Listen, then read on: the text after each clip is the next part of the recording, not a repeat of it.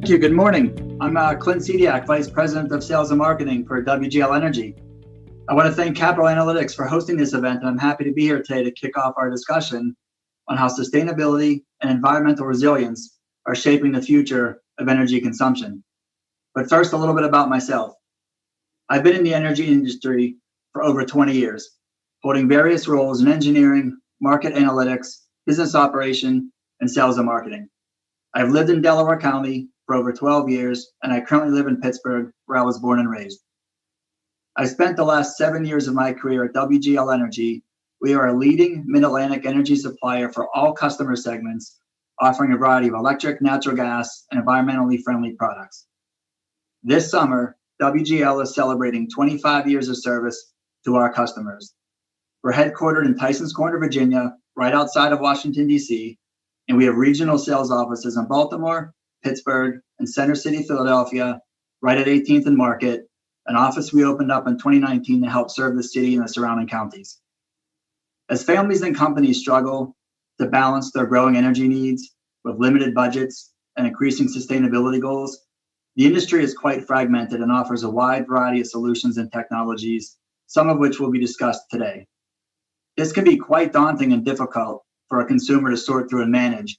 So to help, we at WGL Energy have two unique and innovative options for consumers in the Philadelphia area. One is our new PowerLock product that was launched in 2020 for residential consumers across the state of Pennsylvania.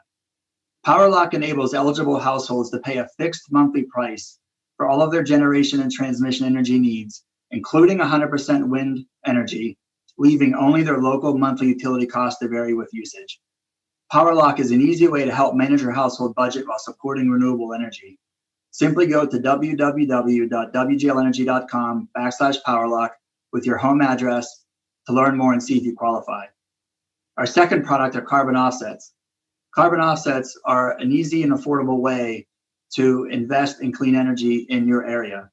For those who are not familiar, a carbon offset represents the reduction of 1 metric ton of greenhouse gas emissions from the atmosphere that can be achieved through a variety of different technologies. By purchasing carbon offsets, you can help the local environment without spending precious capital. The offsets can be purchased and customized to meet your unique needs, whether you're trying to minimize the annual carbon footprint of your company, a 3-day conference, or even your daily commute.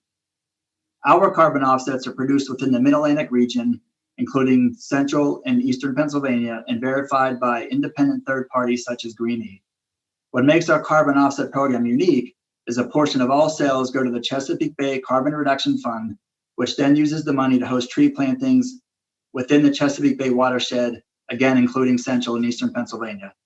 Since 2010, we've been able to donate approximately $2 million, and 300 of our employee volunteers have helped plant over 25,000 trees.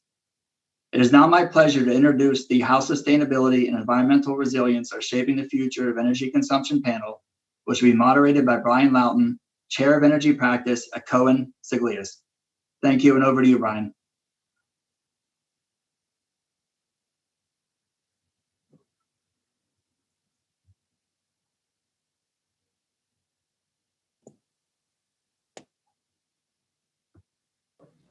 Just make sure everyone unmutes themselves. There we go.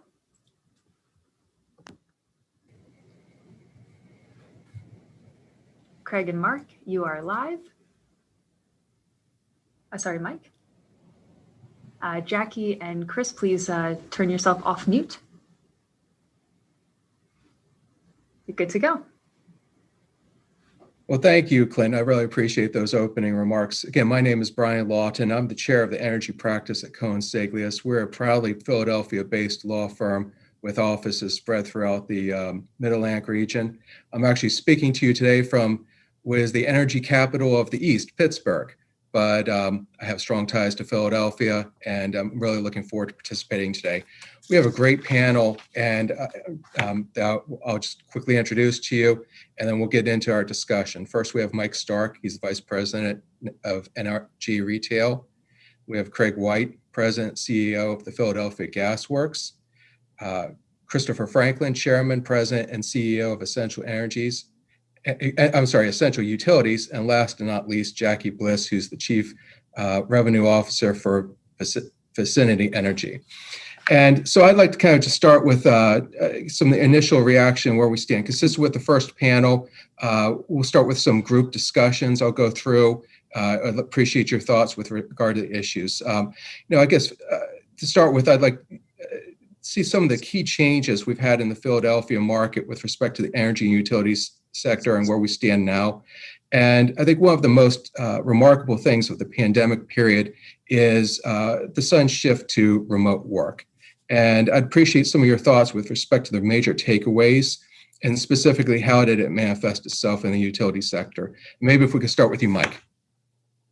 Sure. Thanks, Brian. Well, as most folks know, NRG is both a generator and a retailer. So, we kind of had a mix of things. Our power plant employees had to continue going into work every day and, keep the lights on. They did an amazing job throughout the last 13 months of making sure that, power was still being generated. Everyone could still continue turning on their lights and moving forward from an economy perspective. Here, specifically in Philadelphia, I'm at 38th and Market Street today. The biggest change that we had was moving to 100% remote. We did that within about a week. I think it was about March 17th, March 18th.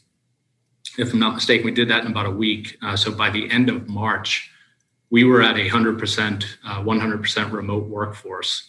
The biggest challenge for us was really the call center. Moving the call center to a remote workforce was very unique for us. So we had to continue to obviously support our customers as needed.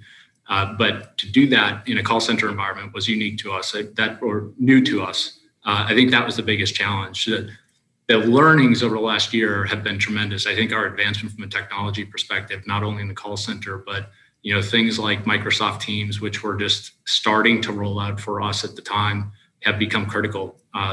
Being able to do video conferencing constantly, being able to just call someone immediately has been tremendous. So, it has gotten to the point now where we are beginning to plan out our return to what we're calling normal operations. And I think that this, video conferencing will continue to be a key part of what we do going forward, even as we have people here in the office. Thanks. Craig, do you have any views on this subject? Yeah, absolutely. I think that we've experienced things during the pandemic that probably would have taken us years to pilot. So the pandemic resulted in advancing our knowledge on a lot of fronts. Like Mike, we moved our call center and about 700 employees remotely in a week. But when you look at utilities can be looked at as a combination of about 7 different businesses. I mean, we have a construction company, we have an HVAC company, we have a call center, we have a variety, we have a huge production operation out at our plants. So each job requires different responsibilities and requirements. So we won't be working everyone from home as we move forward, but we certainly believe that remote access and remote working is not just a pandemic accommodation. It's something that's going to move forward with our industry and particularly at Philadelphia Gas Works into the future. So thank you. Sure. Chris, with respect to essential utilities, how did you guys handle the shift to remote work?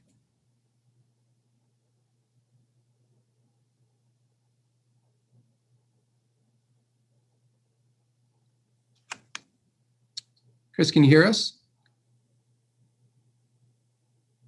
Well, maybe we'll move on to Jackie. What was the impact with respect to Vicinity Energy? Yeah, certainly. So just by way of a quick background, for those of you who are unfamiliar with Vicinity Energy or District Energy, we supply thermal energy in the form of steam through our infrastructure of pipes under the streets of Philadelphia and other cities around the U.S. And that steam helps to heat and cool and humidify and sterilize critical facilities within the city, from universities to hospitals, commercial businesses, labs, research centers. We have a very diverse array of customers that rely on us. So similar to the other panelists, the pandemic created a very interesting dynamic for our industry, because while we provide a critical service, we had many of our employees, our essential employees, continuing to go to work every day as usual, while we were also adjusting to having many of our employees working remotely full time. So I have a lot of takeaways from this experience. The first is for energy and utility sector, we can never compromise on safety and reliability. The pandemic added another whole layer to safety. And so keeping people healthy and COVID-free, we needed to be super vigilant in order to ensure that our workers stayed healthy and that our facilities remained fully staffed at all times. And our team's been working really hard under tough circumstances, our operations teams, in order to maintain the reliability that our customers expect and demand from us, especially in hospitals where an outage at this time could mean life or death, or any time, but really in particular during COVID. And then, like I said, like the others, we had a large part of our staff shift to remote work. So we were really in hybrid mode. It took us a bit to get our stride, like everyone else, and adjust. But I think this year, as has been stated, has really changed how we work permanently. We also turned to new channels to engage with our customers, and also internally to make sure we were aligned, leveraging technology more than ever. And what this has meant, though, is that we've been able to meet with customers even more regularly. I mean, of course, in a different format, and nothing substitutes engaging with customers in person. But the silver lining here is that we've been able to connect with our customers in new and different ways, more frequently and more flexibly. So there is a bit of a silver lining, but again, no substitute for that, in-person engagement, which we are excited to get back to here, hopefully shortly. Chris, I think we lost you for a couple of moments. I was glad you were able to kind of rejoin. So we're talking about the takeaways from the shift to remote work and how it manifested itself in the energy and utility sector. And so with regard to your company, how did you guys deal with the impact? Yeah, probably similar to what you've seen. I would have bragged about our technology until just a minute ago. But I think, as I think back on the pandemic, the day we shut down, the day we started work from home, was the day we closed our transaction buying a gas utility in Pittsburgh. So we paid $4 billion for this company. We close it, and the same day we have to send everybody home. And as Craig White could attest to, you don't necessarily want to send all your people home when you're operating a gas utility or water utility. So fortunately, the year went very, very well. If you had told me at the time we could send our customer service representatives and all the people who answer phone calls every day in emergencies, send all those folks home, I would have said, no way. But it's actually worked out very, very well. Of course, like most utilities, 2/3 of our people continue to work every day, visiting homes and addressing issues in the system. But all in all, I have to say it went really well. And I will say a couple of open-ended questions. What out of the pandemic and this new work from home, what's our new work from home or our new flexible schedule look like? And how do we think about core days or core hours? And how do we build a culture? And how do we onboard successfully and continue that those cultural aspects that we really want in our buildings, in our company? And finally, I would say, what does it do to our cities and towns, not just here in Philadelphia, but certainly across the country, if 75, 80% of the employees come back, but 20 or 25% don't come back full time? Can it sustain the tax base and the all of the retail and restaurants we have in our cities? And that's a great concern. I know in Philadelphia here alone, we're talking about a $200 million loss in tax revenue in the city wage tax alone. So a lot of questions come out of it, but all in all, fortunately for our utility, things went pretty well. Well, great. Thank you, Chris. So in her opening remarks, Abby spoke about infrastructure, and that's a topic you're hearing more and more as a subject of discussion, in particular, the goal of the present administration to develop a green backbone for the United States. And we're going to be spending a great deal of time talking about infrastructure in terms of the public infrastructure, but the private sector has its role to play with this as well. And amongst our audience today, we have a number of people who are involved in commercial, residential, real estate, landlords, building operators. And so I wanted to see if you could address some of the costs that are associated with energy upgrades and how this problem can really be solved for the private industry, in particular those who operate real estate. And maybe again, start with you, Mike. Sure, thanks, Brian. I think the key thing, as you think about the the private sector is really centered around two pieces: is the return on investment on the energy efficiency improvements that they're making, and then also what is their goal in terms of sustainability. And those two aren't necessarily directly correlated. We have, each of us, I think, as organizations have goals for greenhouse gas emissions, goals for energy efficiency. One of my favorite sayings is the cheapest kilowatt hour is the one that's not used. And I think, that is one of the things that we think about from an energy efficiency perspective.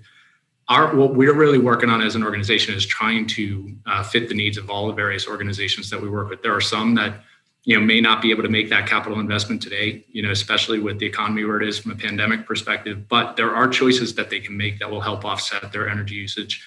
Small improvements that they can make that can have great improvements from an efficiency perspective, or again, if it's sustainability focused, I think Clint had mentioned like carbon offsets and other things like that are a step towards those types of improvements. So for us, it is most important, as we talk to our partners and our customers, to learn what their specific goals are and how we can help achieve them. And if, again, capital investment is compressed at this point or contracted at this point, there are other options that they can pursue that we can help them down towards that path of energy efficiency and sustainability.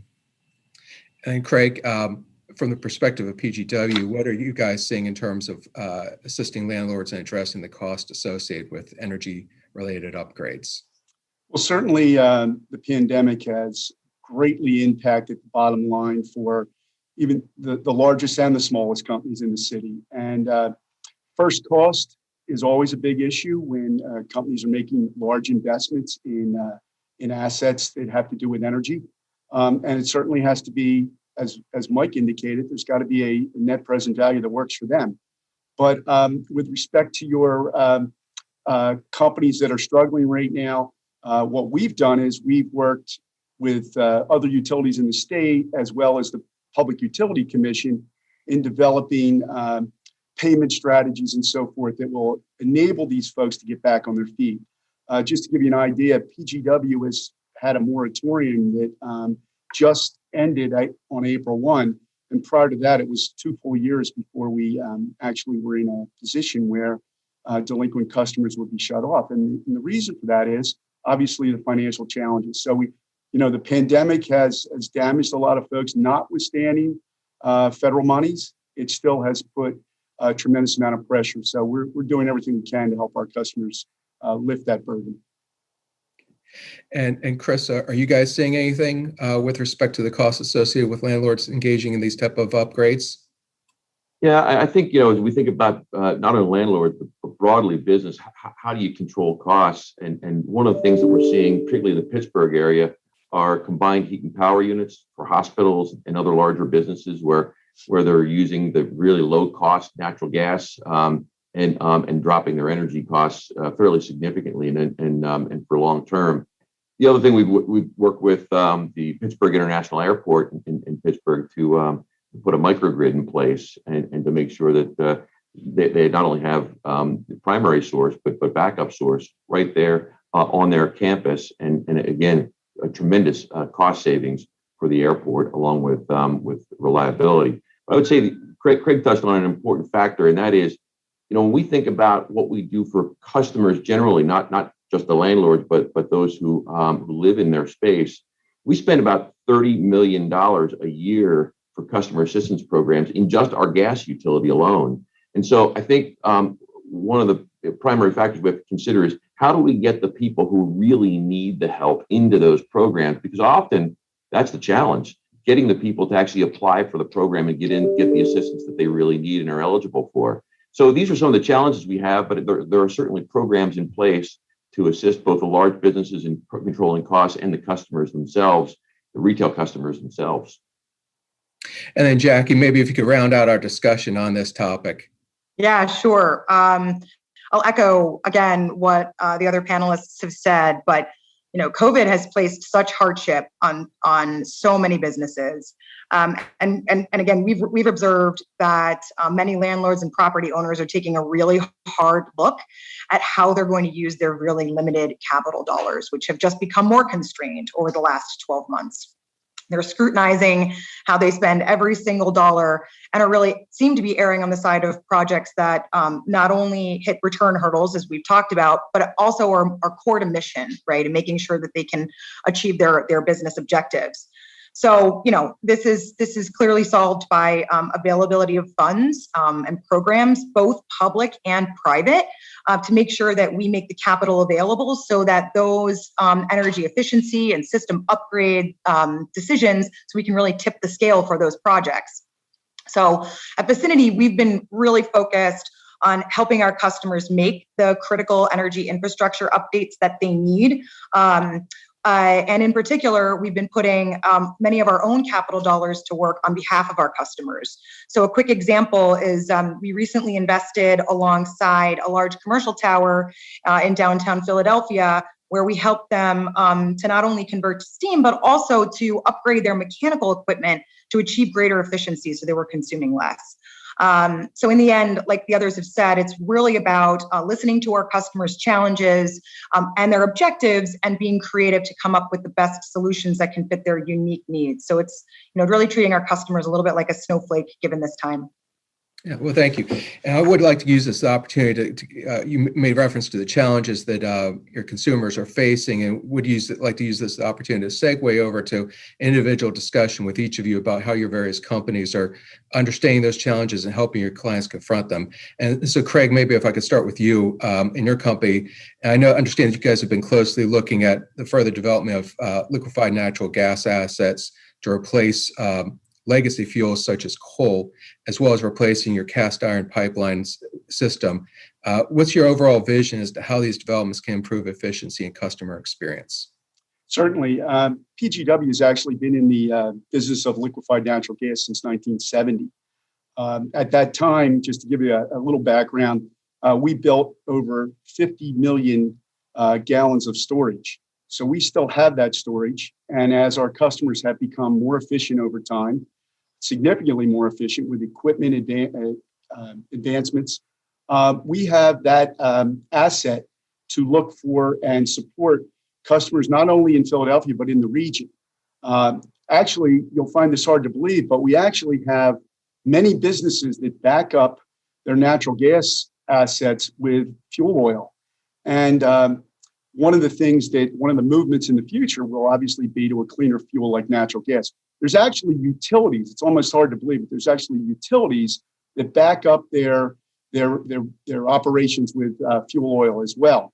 So what we're trying to do here with our LNG is to get a cleaner, very well priced product into the marketplace, and it's very well received.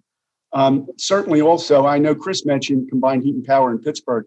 We have over 21 installations in Philadelphia, I should say, not around, but in Philadelphia, for combined heat and power, where natural gas is used very efficiently. And of course, when it comes to electric generation, backup fuel for electric generation, whether it's a central generating plant outside of Philadelphia, or if it's right here in Philadelphia for a customer that buys a type of service where they need backup service, LNG can be utilized for that.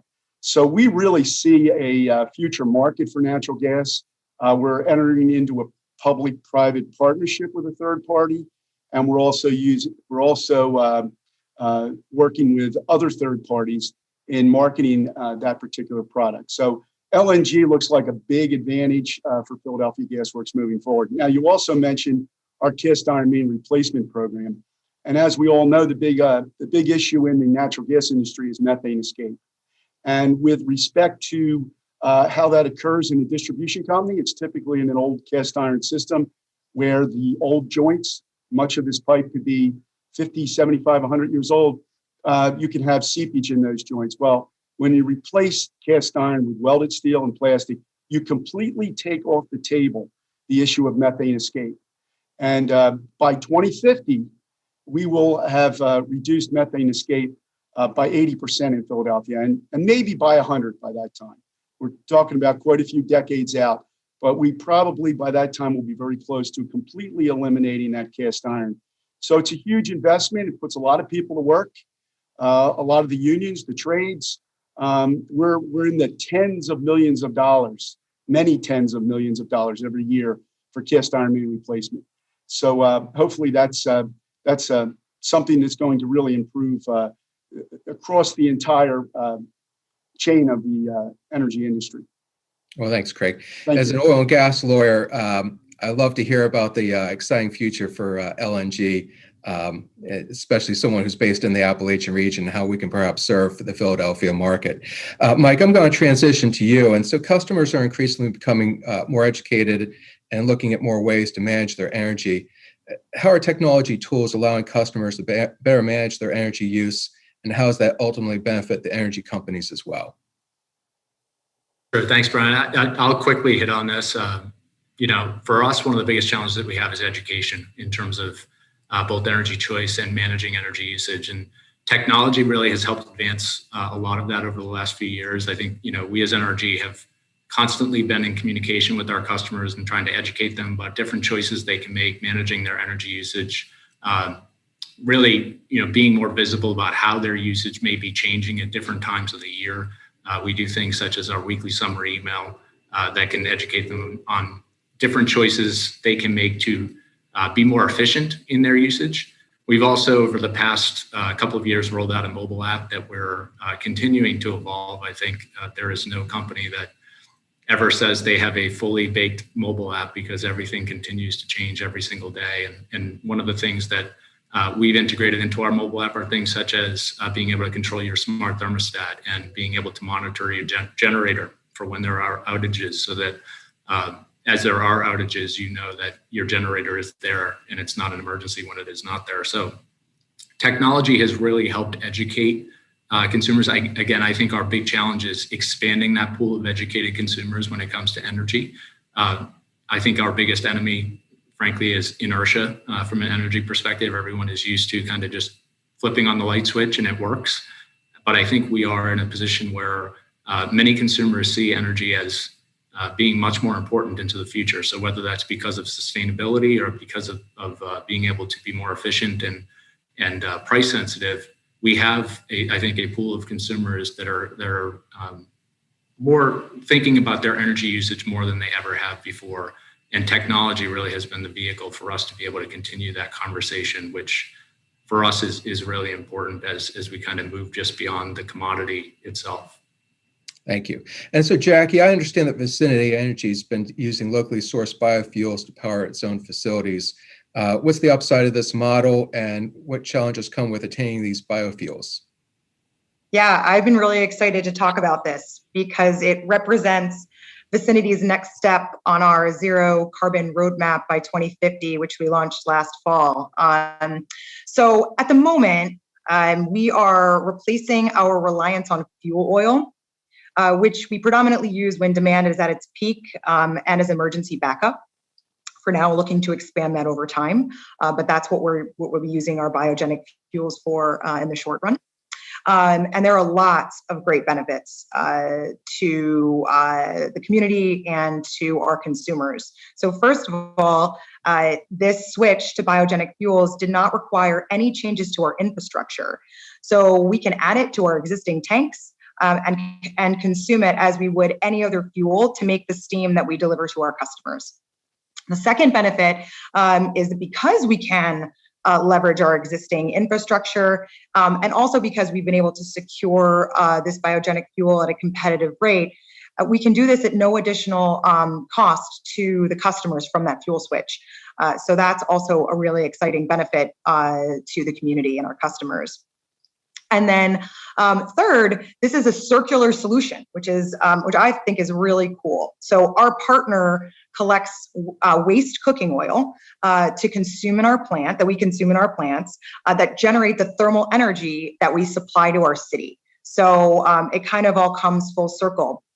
Otherwise, a lot of this cooking oil would wind up either in landfills or clogging up sewer systems. So we're able to use that to the community's benefit. And by implementing introducing the biofuels, we're able to reduce our carbon emissions by about just over 12,000 tons, which is the equivalent of removing over 2,500 cars just at this starting stage from Philadelphia's roads every year. We're able to create jobs through this recycling programs and some cost savings for local restaurants who are clearly hurting during this time when folks can't get out and get a bite to eat. And it is also improving air quality through reductions in lots of things like sulfur oxides, particulate emissions, et cetera. And so at this stage, we're going to be purchasing about 600,000 gallons of biogenic fuel from the food service industry. And fun fact for everyone is that the average person consumes about 1.5 gallons of oil every year. So that's quite a bit. The challenge for us going forward is really probably more around scalability. This has so many benefits to the local community. It's managed locally. The waste oil is collected locally. And while we've been able to secure hundreds of thousands of gallons, we're thinking about how we're going to scale this into the future and to do that effectively so we can impact more of our customers. But it's a really exciting step on our clean energy roadmap. Well, thank you, Jackie. And so, Chris, let's round out the discussion with you, in particular, talking about water resources. And so the Philadelphia region's fortunate. We have a great system of rivers, streams, reservoirs, and wells. And I understand Essential's been making some critical investments to ensure the viability and the quality of these resources. And where are those infrastructure investment most needed, and how can you best assist your market, your municipalities in making these investments? It's an important question. And I think when President Biden was here in Pennsylvania last week announcing the American Jobs Plan, he shined an important light on the fact that we have a lot of crumbling infrastructure in the United States. And I think there's going to be a heightened focus on it given the funding. But just before that, the American Society of Civil Engineers came out and again rated the infrastructure, water, wastewater in this country as a C-. Most of us would be embarrassed by a C- in school. So I think we have a lot of improvement to make. Think about 2.2 million miles of underground pipe for water in this country. And about every 2 minutes, there's a main break. And caused out of that those broken mains comes, they estimate about 6 billion gallons of water each year. So that's treated water. So it's huge waste, it's energy waste, and it's also wasted water. There's a lot of work needing to be done. All you need to do is turn on the news or watch the newspaper, and you'll see the infrastructure around the country, and sometimes here even in the Philadelphia region has these problems. One of the issues is that you have 50,000 water systems and 16,000 wastewater systems across the country. I mean, most people don't think about those terms. What do we have today? 15 electric utilities around the country. So it's a massive balkanized situation and needs a lot of investment.